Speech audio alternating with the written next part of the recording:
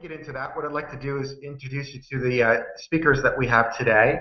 I'm going to start with Al Yameen, and he's our Senior PPC Manager at Powered by Search with over 8 years experience in digital marketing, and he's been specializing in PPC. He's managed, multi-million-dollar PPC campaigns as well as small business campaigns, and I think he's going to provide us today with tons of insights and tips and tricks on how to make your remarketing better. He's on the front line doing this every day. And then we have Cleo Hage. She's at WordStreet, and she has 3 years experience in the PPC industry as well. And she's as well on the front side, managing PPC accounts every single day. I bet you're going to get the real goods from her as well. Thanks. Some of the people behind the scenes, there's myself, Matthew Hunt. I'm the VP of Sales at Powered by Search, and I'm a moderator today. And then we've got two wonderful people who really do all the heavy lifting. A big virtual applause on the other end. That's Goran here and Dwayne. I believe that one of them will be answering the questions in the forum here. If you have any questions, feel free to put them in there. And the other person is making sure that we're on the right deck. A couple of housekeeping items. The webinar will be available December the 10th, 2015. It's going to be on .com/events, as well as if you're participating in this and you give us your email address, we'll also email you the full recording to all attendees that are in there. If you're on Twitter and you prefer Twitter, we use the hashtag #MarketingFanatics because we're fanatical about marketing. Without further ado, let's get right into the goods. Today what we're talking about is remarketing. And I thought maybe we'll just pass this over to Al. Maybe you could just give it, for those people, we're going to start with some things that are really broad, for any of the newbies out there who don't know what remarketing is, maybe in a couple sentences you could share with people what remarketing is. Great, thanks, Matthew. So essentially, remarketing is what I also call recapturing your audience to any asset that belongs to you. So, for instance, a social asset or a web asset like a website. That's a really high-level description of remarketing. Cool. Chloe, do you want to add anything to that about if you're sort of give newbies and beginners a better understanding of what remarketing is? Yeah, remarketing essentially uses, mainly your website, but it can also use other things such as emails and other sources to know who's visited your site, essentially who's familiar with you so you can go back and find them. And one misconception that I always like to clear up is a lot of people think of remarketing as display only with those banners, but you can also use it on a lot of different avenues like search, Gmail ads, YouTube ads, so it's multifaceted. I think that's a really good point. I think for people who really, really, really basically don't understand what it is, basically most of them don't do what you want them to do, and they're busy or get distracted and they leave. Remarketing gives you a tool or a format that you can tag them and then remind them about coming back to your website to finish what they were intending to do, is another way for people who are just starting out. Why don't we go on to the next question? Now we sort of covered what remarketing is, and maybe we just talk about a little bit more about the nitty-gritty of kind of how remarketing works, and we can maybe look at specifically just starting with more of a concept around display before we get into remarketing for search or other platforms and channels.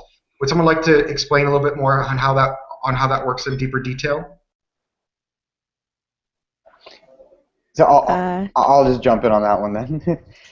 So remarketing in a Google AdWords sense is once you identified an asset that you wanted to recap, you have a store, you have an e-commerce outlet, what would happen is you would install a script in your website, either in the header or in the footer, that you would get from Google AdWords or Google Analytics, and then based on the rules that you set up, if you just want to attract all the visits to your website, or if you want to get really fun and you want to get really creative, you can target those individuals that have not made a conversion. So for instance, that have not made a form submission or have not added an item to your cart or completed a checkout, you can tag those individuals and then recapture them through either a display graphic or, as Cleo mentioned, a search ad, more of a contextual ad, depending on your audience. So yeah, that's again a high-level intro of how remarketing can be integrated. Chloe, would you like to add to that as well? Yeah, I always like to point out that you can also do a lot of different options with it. You can use the AdWords tag, which is, like you said, the simple piece of JavaScript that you put on your code. And what a lot of other people usually have and should have is Google Analytics, which gives you many more options. So depending on what you want to do is how you would piece it out. But like I said, has been mentioned before. Oh, we Nope, just I think she lost, dropped off. we just Um, lost Chloe. just one really quick pro tip. If you guys don't use Tag Manager, you guys should be using Tag Manager. Tag Manager is a great tool that Google has that you put in one line of code on your website, and you don't have to constantly be going back in there and adding new tags every now and then when you want to play with a new channel or a new tool. Essentially one code, and you can manage them all. Google Tag Manager. It's great. Right. And would you recommend that? Oh, Chloe's back. Yeah, there we go. Sorry, guys, I'm back. No problem. Oh, it's Cleo, by the way. To me, Cleo. Okay. We were talking about the tag manager. So when you dropped off there, Mm. we're talking about using Google Tag Manager as an option to get all the pixels on your website. Now, I have a question for you. You know, is there a preference that one is better than the other using Google Analytics versus just using the AdWords tagging system for remarketing and creating pixels? Do you have a preference? Um, It depends what for. I would definitely suggest having both, especially if you want to start doing things like search or if you want to do email retargeting or if you want to do custom combinations. So I would suggest making the initial remarketing audiences in analytics and then pulling them into AdWords. And if you want to do like a two-part combination custom audience, but also if you do want to do search, search works much better with an AdWords tag. Right. And just to piggyback on what Cleo mentioned, you should definitely play around with both Google AdWords and Google Analytics, but start off with Google AdWords, and then once you have a familiarizations or you're getting the traffic that you want, then you can start going to Google Analytics and really creating some really cool, fun tag-based routines. Right. So speaking of understand what that is, again, we might be getting a little geeky on that. Like, how can you tag people, or how does one build audiences for remarketing? Yeah, so the simplest way is to use your URL, the actual what's written in there. So if you have a URL ending, let's say you want to tag someone that specifically went to, let's say your e-commerce and they specifically went to, um, I don't know, let's say your shoes and Right. there's a leather shoe page. And so you want to target people who did leather shoes, then you could do like backslash leather dash shoes and anyone who went to that page. And it would just essentially pixel anyone who was on any of those pages. So that's, I think, the simplest and one of the best ways to get started is just using your URL string. Right. So based on segmenting them by the pages or the topic that they visited. So in Hmm. your example, you're saying if they visited pages about leather shoes, we should follow up with marketing that's related to leather shoes if they didn't take the action that we wanted them to take. Is that right? Exactly. Yeah, that's probably the first layer. And then after that would be a little bit more advanced, but shopping cart abandoners. Obviously, once again, that's for e-commerce. If it's for lead gen, maybe something like a pricing page or a free demo thank you page. So you can get back at them to get an actual sale. Right. So what you're saying is, just for people out there listening, is that if you're in the checkout process and they get through certain parts of it but don't complete it or actually make an actual purchase, which happens, there's a lot of shopping cart abandonment, or even possibly they get to a form and don't complete the form of requesting more information, at which point you're recommending that we could follow up with them with either a discount if it's e-commerce to Hmm. encourage them to make the purchase, or follow up with an ad if it's for lead gen. It could be, like you said, a white paper or something a little softer to get them into the marketing funnels. That's kind of what you're suggesting. Yeah, one of the aspects of it, obviously, like you said, different ads. Another thing is dynamic remarketing, which is really great with e-commerce. Good point. So Right. what that does for the shopping abandoners, if there were certain shopping items in their cart, then you can serve them ads that actually have that specific product, the pricing, and the description. So I know a lot of people get creeped out by them sometimes. They're like, how did they know? I saw that. I was looking at that same exact coat. That's Um, funny. which is great if like you have a price drop, so someone's like, oh, I was just looking at that. Look, now it's like 10% off, or just to entice them, and you already know their interest there. So it's a really great way to pull people back, and it seems I've personally seen a lot of good results with it. Right. Do you feel that if people are creeped out by remarketing, that is probably being done badly? Not all the time. Sometimes it's a happy creeped out, I've noticed. Like, people are like, Okay. wow, like, how'd they know? Sometimes people are, I don't know if anyone's seen that South Park episode. Yep, I know the exact one you're talking about. Yeah. Yeah, there's that. But you can put impression caps. Right. So you can Great point. tell That's a great point. Google, yeah, Yeah. how many times do you want your ad to show and how often and per week and per which audience. There's a lot of things that Google gives you so you can cap out so you're not overdoing it and they're not seeing your ad on every single page. So Right. do you believe that you guys should be doing frequency capping then, or impression capping on your remarketing?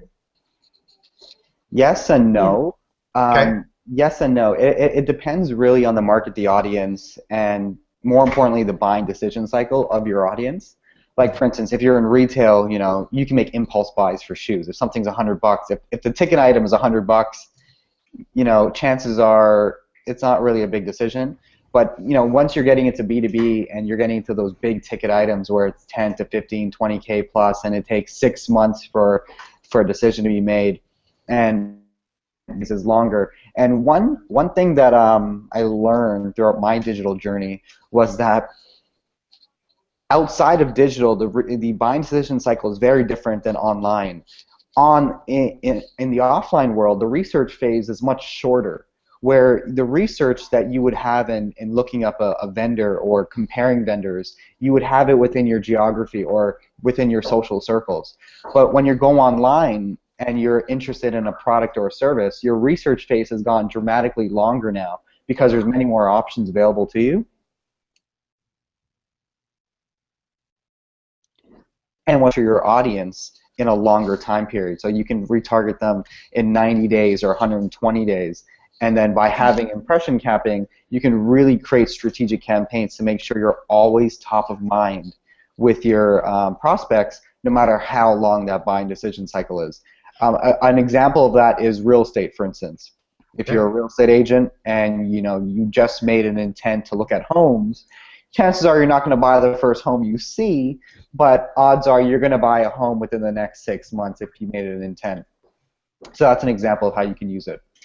Right. So you're saying with remarketing, you should really think about the duration of what you're doing, Right. and then understand the frequency depending on the buying cycle that's in place. Like if it's a short buying cycle, you could go more intense and don't need to necessarily cap your impressions that are happening. But Right. if it's a longer buying cycle, you might want to cap it and stretch it over a long period of time, or understand the buying cycle that you may need to come back in, or different messaging, or have a different narrative with the creative as you're going. Is that kind of what you're getting at? That's exactly what I was trying to say. Right. Exactly. Yeah. Okay, that makes sense. Cool. Let's go on to maybe the next question that we have here. And just so you guys know, some of the questions that came in beforehand. So, marketing challenges that you see. Yeah, I think one of the biggest ones is with e-commerce, if you're not able to do dynamic display, quite frankly with e-commerce, I think that's the biggest one that works. But if you're not able to do that, regular remarketing in terms of gaining conversions isn't as good as search. You're not going to get as high as the click-through rate just because with search, you're specifically going out looking for something. With display, you're going around and following them. They're not looking for it, you're looking for them. So it's more of a top funnel where people see it, and it's great for brand recognition. It really is, and it's really cheap, which is really good about it. But getting people to click on it is really harder than getting them to convert because they may not necessarily be, they could be at work, and it could be, once again, like those shoes, and no one wants to be caught on their computer screen shopping for shoes in the middle of the workday. But, it's the hopes that they see it and then they come home and go with it. And so that's, I think, the biggest challenge is getting direct conversions from remarketing. Right. In terms of search, if you do remarketing on search, it gets a lot better. Right. Perfect. That's why I highly advocate for remarketing for search. But if, Are you doing it on display? That's a lot harder. Or even on YouTube, which you can also do remarketing on. Right. Right. So now, just for a couple of people out there that just may not know or understand some of the items that you said, can you maybe just explain dynamic ads and what you meant by that? Because you mentioned that, as well as if you could explain the difference between remarketing for display versus remarketing for search, because I think there's some people out there that might not understand what that is too. Yeah. So I'll backtrack a little with like remarketing in general is just the list that you have. It's a list of people that you've collected that have been to your site. And then when it comes to where you want to serve it, you're just telling Google, I want to only show my ads to people on this list. So if it's display, then you have those banners, which are the pictures that you see on the side of websites. Right. And it doesn't matter what page the person's on, you're more so concerned about who is on that page. So you want to have that banner show up even if they're on CNN or they're reading a blog or they're on some, music playlist website. That banner is eligible to show because that person is on your list. When it comes to search, what it does is there's two ways of doing it. You can have it as a bid modifier, meaning you want to pay more if someone is on your list and they look up your word. So I just like to keep my examples consistent, so let's keep going with shoes. Someone looks up leather shoes. This person's already been to your site before. They've already been to your leather shoe page. Now it looks like they're going back and they're searching it again. So what you can do is you can say, okay, I want to pay 50% more than my normal bids to make sure that my ad shows for this person. I'm in good positioning. There's another way of doing it where you can be like, if this person is on this list, then I have a separate budget for them. I have a separate ad for them. Maybe you want to put up an extra promotion like 10% off if someone's on my list. And so that way you can have a separate budget because they do perform differently because it's someone who's familiar with your brand, who's been to your site versus someone who's just seeing your ad for the first time. And then when it comes to other avenues, there's YouTube, which works similarly to display in the sense of no matter what YouTube ad you're viewing, if you're on that list, then I could show my ad to you. And then there's Gmail, which is a bit of a new one. So those are, if you have Gmail and you've seen those little yellow ones on the top, they're kind of hard to explain. They really look like emails, which is great, but you can also make sure that people in your email list see that. But I'm getting really nitty gritty because the only way to advertise in there is if you use customer match, which is email lists, and we can get into that later. I'm getting ahead of myself here. I hope that answered you guys. It's important to note that Lots of great tips that came out of that. Al, do you want to add a little bit to that as well? Some of the challenges that you see with remarketing that people have, and one common challenge I've seen with a lot of B2B. It seems like Cleo is talking B2C, so I'll just piggyback. I'll just take over the B2B. But what I've noticed in B2B is it's not a challenge so much with dynamic ads, but it's more of a challenge of content placement and content strategy. Whereas, again, these individuals or these organizations have much longer buying decision cycles. And a remarketing ad wouldn't necessarily take a person who's from the top of the funnel down to the bottom of the funnel, but it's more so creating the content for the top, the middle, and the bottom, and having ads strategically created and designed with landing pages, and that's a whole other topic, but going from top to mid to bottom. That's the biggest challenge I've seen between B2B clients.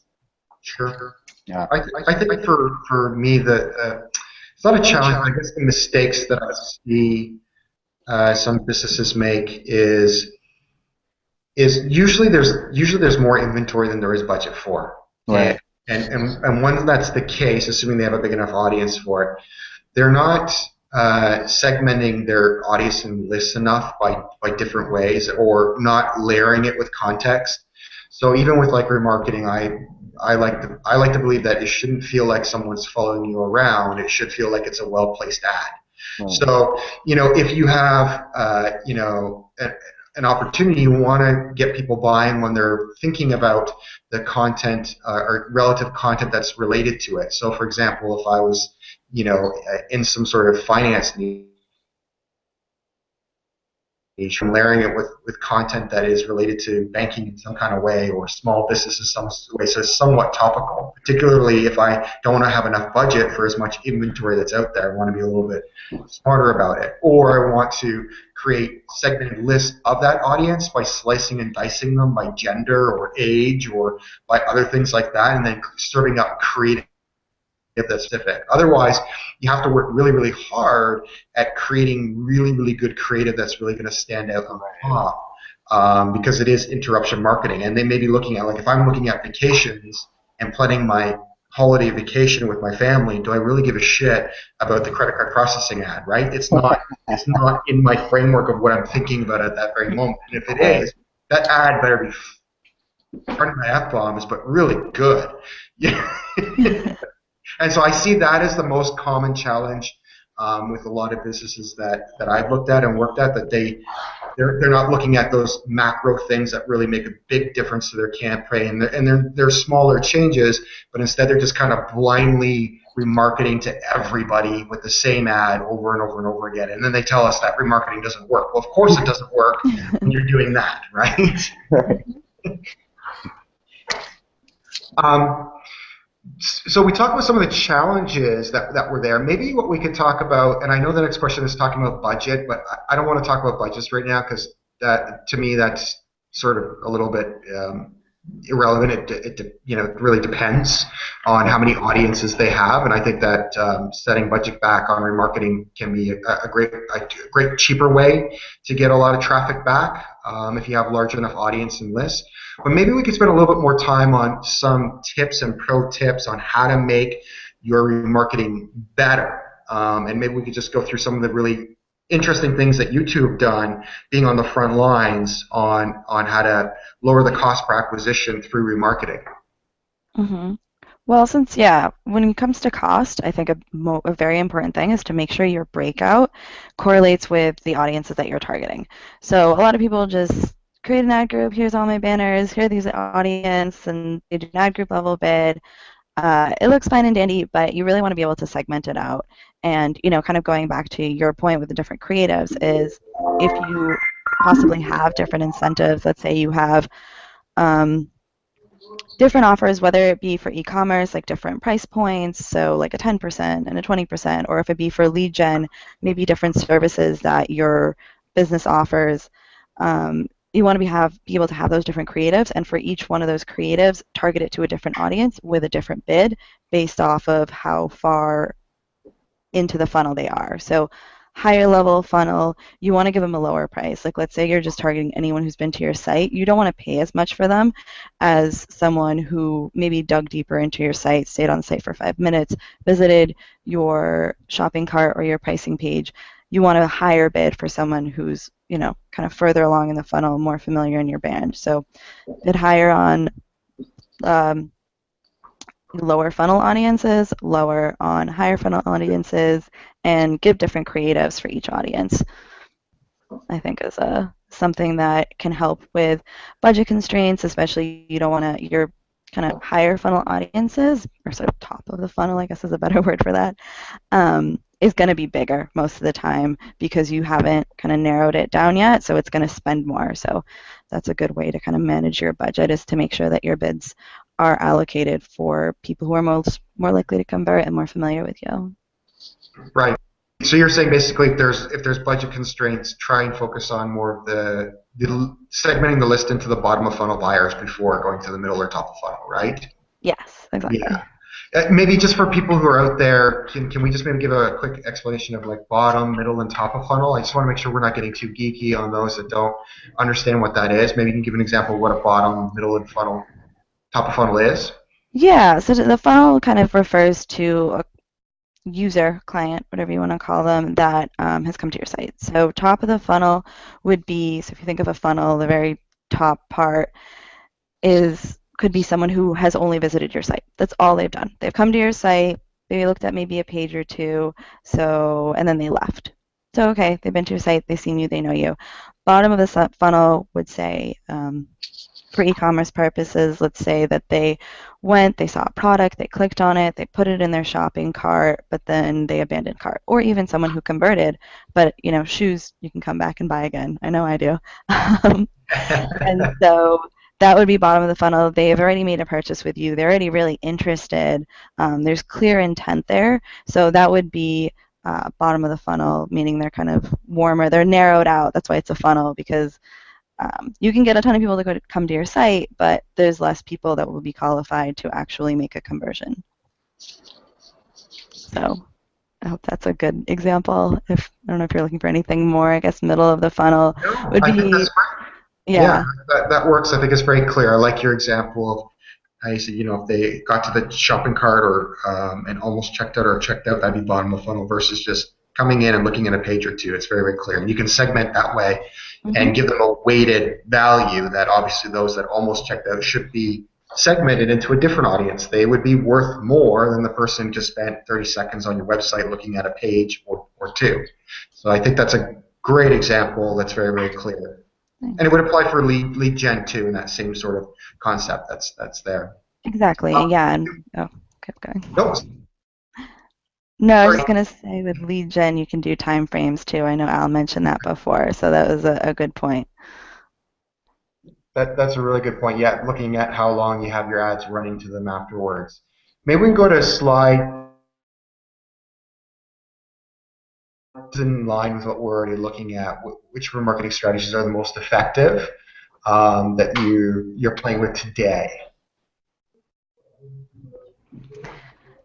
Why don't you go for it, Al? Okay, sweet. Well, I just want to just backtrack just a little bit. A few key points, really big points that I learned in my journey was one about ad fatigue. When it comes to remarketing, ad fatigue is a major one. We've all heard of, interruption marketing. We all heard remarketing doesn't work because the conversions are low and the CPA or the CPLs are very low, are very high. But what I correlated that to in a lot of A/B tests that I've done with small and very large enterprise clients is it comes down to your ad rotation, your ad creative. How many ads are you showing to the same group of audience in what time period? If you have a single ad going out to 100,000 people, then you can bet the farm that you're not going to get many conversions because everyone's going to see the same creative, and it's at that point it's going to be interruption marketing. But a lot of great organizations like MailChimp, for instance, they pride themselves on content strategy. And what they're doing is not rocket science. It's essentially email marketing software. But the way they win is with their marketing, is with their content marketing. Now, by having several different ad creatives for a single segment, for a single audience, even if it's as low as 1,000 people or 1,000 individuals, you're going to get a higher interaction rate.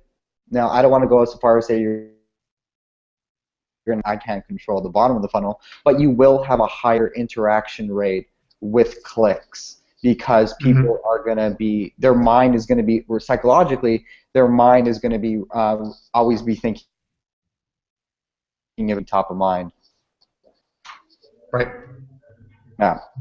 Yep, I think ad fatigue is a very real thing. I think you're absolutely right. People underestimate it all the time, and they're not coming up with enough creative or even a narrative. Like you said, if it's a long buying cycle, why not leverage more content type plays and calls to action to continue to keep delighting and educating that audience, that it builds trust and rapport with them in a way, and just throw up the one banner and recycle it over and over again. It's so silly instead of having a continuous message. It's going to be time based, right? Have this that runs for, and depending on the actions that they take too, that they can move into another list instead. So I think that's a really, really important point about ad fatigue being real. Now, what are some interesting ways that you guys are, creative ways that how are you handling to beat ad fatigue? Any interesting stories you can share with us, a specific case study? I don't know if I can mention the client name. Sure. But what we found was working with a very large hotel chain was they're a multinational hotel chain, and what we found was having simple dynamic ads for prices. They converted well. It had a good interaction rate, but they weren't really going above and beyond what a client expects. Brand-based creative, where you're just reinforcing the brand so it's always top of mind, that doesn't necessarily always win in interaction or conversions, only because there's a lot of noise out there, especially for, I'm sure you guys can appreciate, hospitality in hotels or motels. It's a very saturated, it's a very mature market, so you have to noise. And what we found was having a content strategy coupled with your remarketing campaign, that is like essentially remarketing on steroids. So for instance, I'll give you an example with a hotel chain. It was around the whole, wanted to capture more luncheons, they want to capture more, seminar people coming into using their hotels. So essentially what we created was, we created a landing page with a breakdown of what you can do in that city. And we had it for all the major geo centers of the world that they operate in. And we essentially, I don't remember the exact conversion rate, but if it was 2%, we got it up to like 15 or 16%. It was like a ridiculously very well run campaign. So that wasn't a strategy that we used. Couple it with a content strategy. Yeah, somewhat along the same lines. Definitely having, how do I word this? So one thing is different avenues. I guess that's along the same lines with content. So don't just remarket in one avenue. Don't just say, oh, I have a display remarketing campaign and I did remarketing. I think that you definitely want to go into search and you want to go into YouTube and Gmail.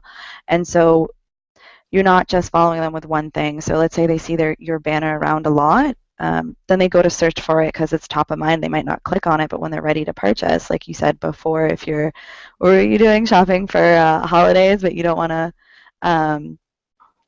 buy the credit. But you're not looking to buy credit card processing or something. Exactly. But let's say that you're about to buy credit card processing, but you remember seeing that ad somewhere, then that's definitely an instance where if they look up credit card processing and you can kind of connect them together. They see your display, then they see your video on YouTube, and then they go and search for it. So you want to have all of those funnels. Another thing is to be more specific. There's a reason that dynamic works is because it is so specific. It's because it is something they looked at, it is something they're interested in, and so it speaks to them a little bit more. So in terms of, I think Al mentioned this a bit, is location. So if you do have some major locations that work for you, which is all data you can see in Google, it'll show you your user location. Let's say California is like a home run for you.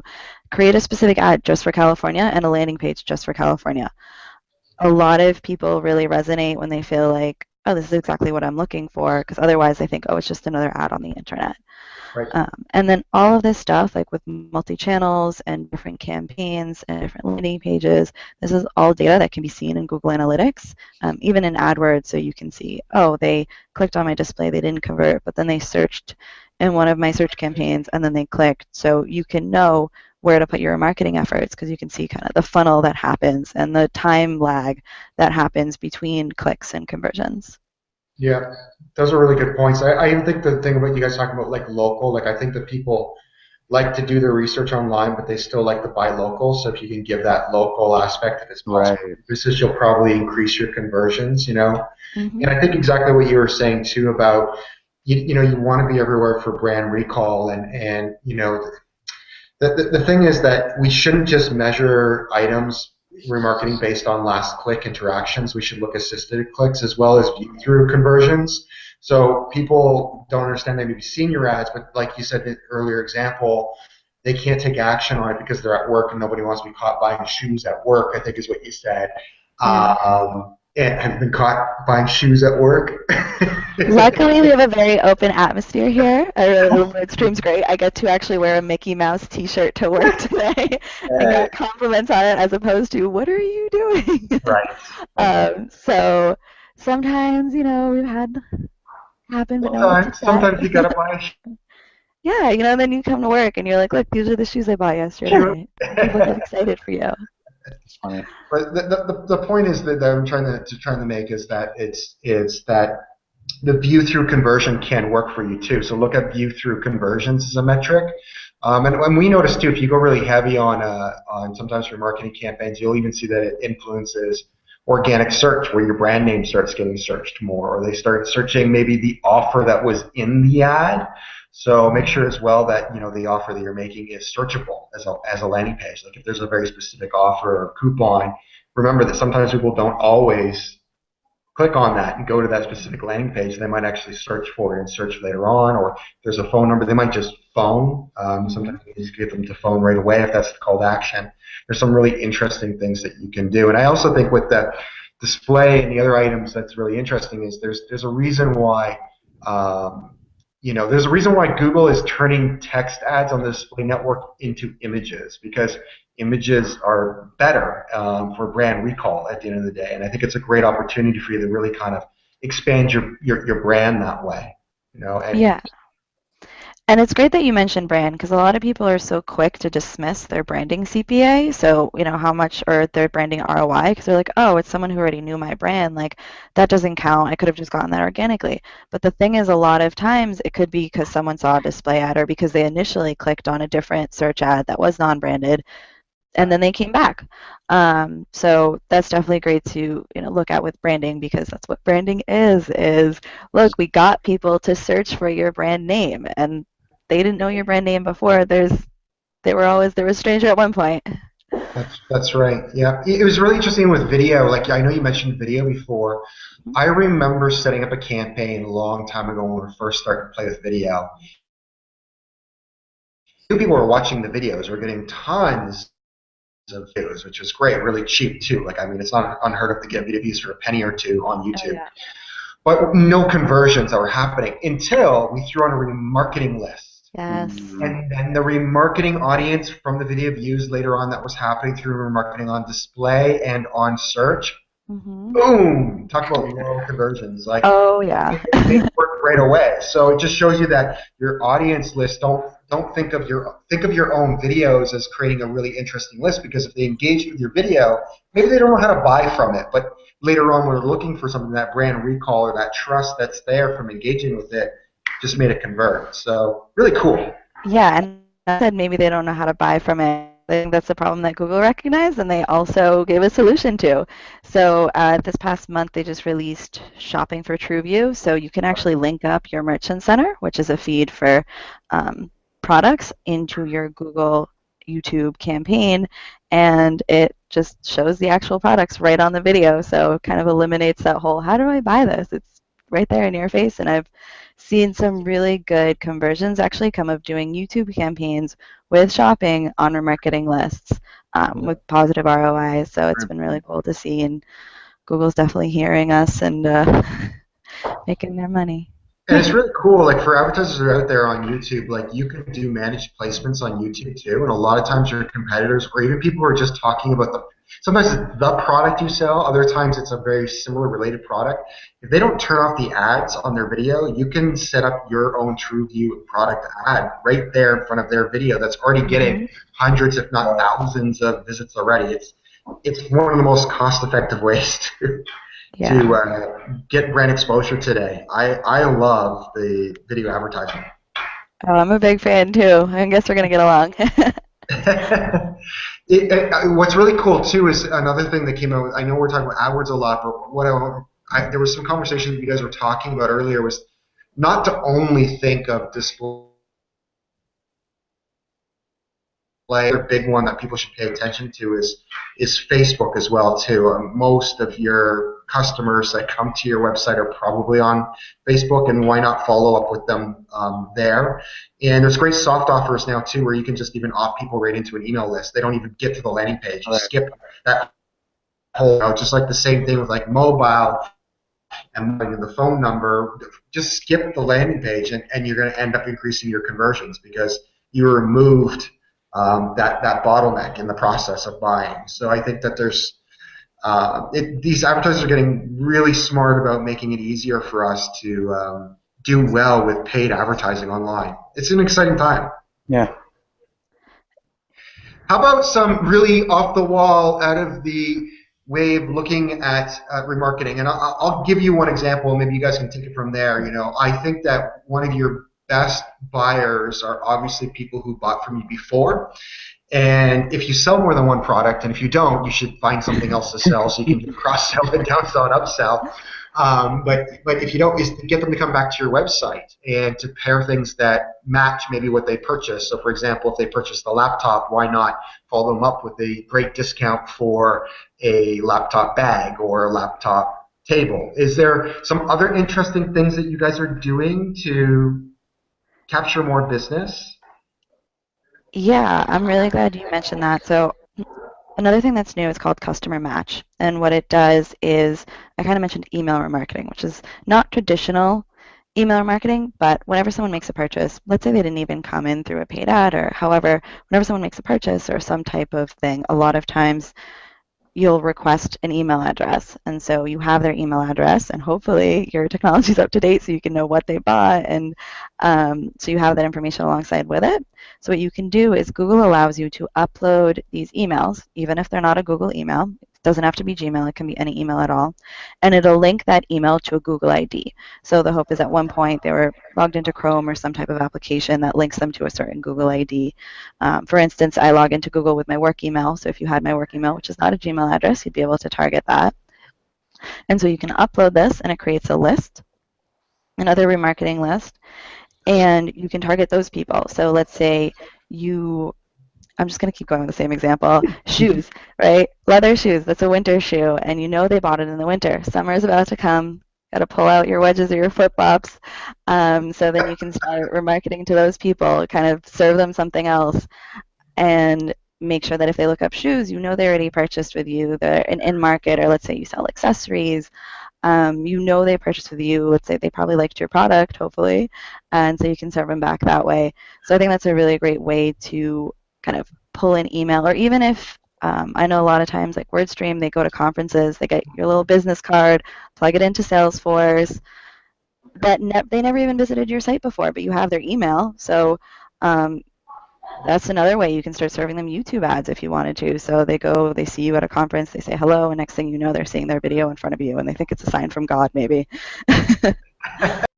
I think one thing that's cool that I've done before in the past, I don't know if I can mention the client, so I'm just going to say it was a Fortune 500 retail company. And so what they do is you could get people, it kind of linked in store to online. So once the person clicks on your ad, they get served a coupon that they can print out, take in stores, and get a redemption on. That coupon has whatever scanner code that you can then get data for and know exactly what the keyword was that they searched, and keyword, campaign, ad group to get that coupon, and then what they ended up purchasing with that coupon. And so then that way you know what keywords they used, and you can kind of link up that audience and be able to know actually what your in-store was versus online. And so it's a little bit remarketing, a little bit of just kind of connecting the outside world with the online world, which I guess is its own way of remarketing. Mm. And then kind of you get your email from them and start looping everything in. That's cool. Al? Nothing comes top of my mind, but I don't know if I can share one story that we've used before to capture a client. Cool. We met a client. They were interested in different, they want to interview different agencies and different prospects. And so what we did similar to what Cleo mentioned, a multi-channel, omni-channel type of re-engagement, if you will. We used a company called AdShop, as well as leveraging AdWords remarketing, and another company called AdRoll, where you integrate AdRoll and you can embed your CRM list. You pop it in there, and you hit them on the AdRoll channel as well as Google AdWords, and then AdShop allows you to capture your audience in person, offline. So, for instance, if you're in the Ontario area or you're in downtown, you can bid on placements in elevators in large buildings. And by doing that, we tied it back to a landing page, and then. Wait a minute. You're doing remarketing from online to offline into elevators? That's crazy. And the way we did that is through user they downloaded. So it was pretty crazy. Some of the things aren't the most ethical. There's a lot of that going on. It did the job, but I wouldn't recommend it. But there are some crazy things you can do with remarketing, but there's a thin line between should you do it and should you not do it. Okay. Well, I mean, no one's breaking any laws here, but I get your point about that. That's awesome, though. That's definitely out of the box. I've never heard remarketing go from online to offline into elevator display advertising. That's probably the best remarketing story I've ever heard. There are some crazy ones out there. What about negative audiences and lists, and how should people use that? I don't think we touched upon, actually creating negatives. I can talk to negatives in search. I don't know, Al, if you want to talk to negatives in display. If you've noticed, I'm more of an advocate for search. But with remarketing on search, there's two ways of doing it. You can do bid only, is a setting which it's just a bid modifier. So you just adjust your bid higher or lower for your audience. But then you can create two different campaigns, and one will only target people on your list and one will only target new users. So if you're doing that, then you can put a negative of your remarketing list on your new users. So anyone who, if you want to, let's say, have a promotion or some type of different offer for a new user as opposed to an old user, then they don't see the same ads. So once you're a new person, you see something different, and then once you're an existing on the marketing list because you engaged in the site, you see something else. And then similar to banners, kind of if you want to do it on ad group level. So if they are bottom of the funnel, they won't be seeing these top of the funnel offers. Right, exactly. Right. That's really interesting and a great idea, to actually segment your offers based on with your business or done business with you, because it's probably sometimes you might want to have like what's called the lost leader to get a business going, to get them into your funnel. So you might be willing on a new user to pay a little bit more to acquire them, but once they're doing business with you, whatever that sticky point is, you might not have to give up so much to continue to keep engaging them with them.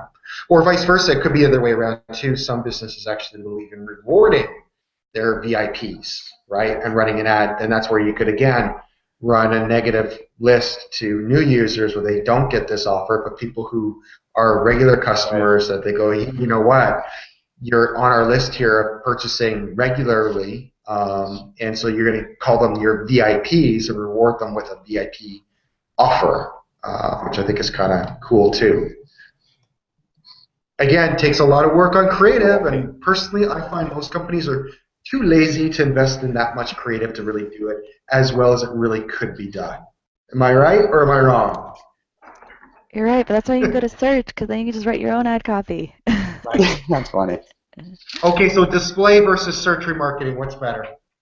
Search. I vote search. Al? I would say it really depends on your audience, but I would test both. Yeah, I guess it's whatever your end goal is. Right. It all depends on the end game.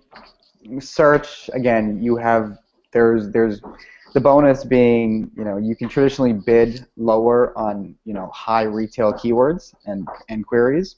So that's a big win there. But display, you have the visual. So that's a plus psychologically for obvious reasons. And plus they're on a third-party website, so you can recapture them. So again, it all depends on your audience. Right. Yeah, well, I think the thing is, at the end of the day, you have to look at where your revenues are getting driven from, right? The actual sales, and it depends on your industry, because sometimes search is just so damn expensive on some keywords that even on remarketing, it's still not going to make sense for you at a CPA level. But it's cheaper on display that if you target it with context, you might actually, if you're getting in front of that buyer audience, if you're, for example, again, if you're doing credit card processing and you're getting in front of business owners, reading business owner content, it might be a much more cost-effective way to be able to do that. Or even sometimes in some of the legal niches. Now there's campaigns right now where if I do search, we're looking at a CPA of $80 to get a lead. But as soon as I move it over to remarketing and display, which there's more inventory, I'm limited on budget, I'm all of a sudden getting, great leads that are still converting into sales and revenues as little as $8 and $10. So where are you going to put the money at the end of the day? Yeah. Yeah, that's a great point. So it's not that search is better or display is better. It's just where is it working? Now, at the same time, if you're not getting the quality of leads that you want, because here's something I've learned many, many times over and over again. I see a lot of newbie PPC specialists make this mistake all the time. Is they're always trying to drive that cost per lead down, and then they get the feedback from the business, or they're not getting the feedback loop on the sales, and all of a sudden the business is making less sales or revenues, and they're going, but I don't understand. I'm dropping your cost per lead. The fact is that they're driving leads or business or client or customers that are not buying as much or not buying anymore, even though the lead is down. So I'd still rather take a $500 cost per lead versus getting one that's at $100. So it's not always that cost of it's that feedback loop of the revenues and the sales that's being driven, and that's a mistake I see a lot of people make sometimes. We're getting close to the end here. I know I didn't follow the slideshow there, guys. I'm really sorry. I totally just went way off. But why don't we skip soon to the last question in a minute, which is what is your number one remarketing tip that everyone should know before you, and we can give that each. Who would like to go first with your number one tip? You can only give one tip. What would it be about remarketing? Just one? Okay. I think I would go back to. I want to say two. I want to say two. Okay. The first one. I can let you think about it if you want. Do you need a minute to think about it? I want to go with ad fatigue, but I'm on the fence with content strategy as well. Okay. Because you're not going to have an effective campaign if you don't put real thought into it. And it kind of ties into ad fatigue because you don't just want to have one creative and just bet the farm on it, on an audience, that you might eventually, you might essentially make them unhappy with your brand after because they might feel that, you guys are interrupting me, or you guys are just always in my face, or you guys are stalking me. So coupling that with the content strategy, essentially you're also creating brand evangelists, where people says, these guys actually care about me. These guys actually want to help me. These guys are providing me the right content at the right time. I might not be interested, but let me tell someone who might be interested. Right. That makes sense.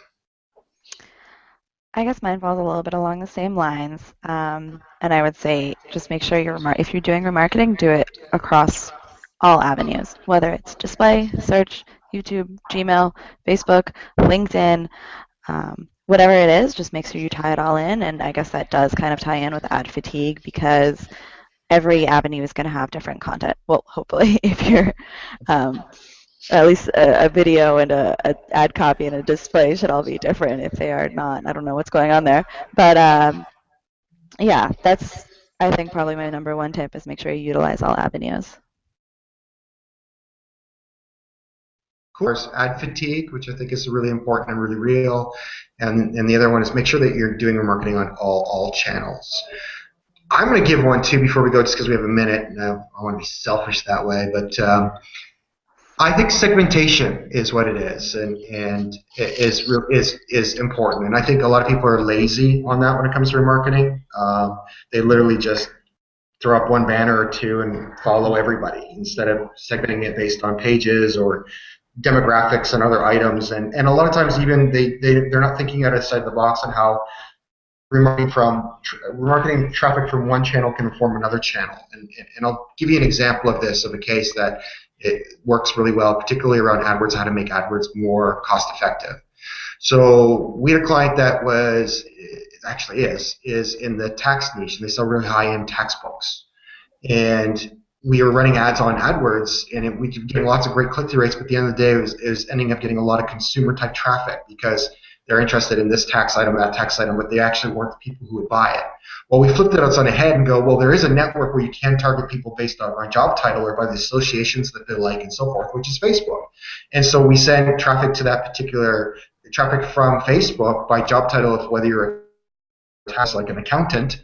And if they went there, even if they didn't take the action, we had the AdWords pixel on there too. And then we started running remarketing on search and remarketing and display on AdWords, so that when we were there, we actually were getting the right audience because we actually found we're targeting the right personas. So you can kind of use it both ways if you can't get to the right persona sometimes, or you haven't been able to make AdWords work before, and that happens sometimes for some people. A new way in might be through remarketing, but through another channel that you can double up on it. So I think that's a fun, creative way to get around stuff like that. All right. Can you guys tell people how they can get a hold of you? Yeah, sure. I can hear you now. I think I heard you. Yeah. So my name's Cleo, and you can get me. I'm at WordStream, so you can find me. My email is chage@wordstream.com. Yeah, just look up Cleo Hage or Cleo. My name's pretty rare, so you'll find me. Or at Miss, or on Twitter at the real Miss Cleo. Thanks, Cleo. Al, how can people get a hold of you? Yeah, so my name is Yameen. You can give me an email at al@poweredbysearch.com. It's very easy, just al@poweredbysearch.com. Or you can even just check out our website, poweredbysearch.com. We have a great new website. It just launched, I think, a month or two back. So it's a great website. Check it out. Have any questions? Send them. Thanks, guys. I'm Matthew. I'm at Powered by Search if you need to get a hold of me. Matthew at Powered by Search. Thanks a lot for joining, and those who are watching it later on, thanks a lot for listening. Bye for now.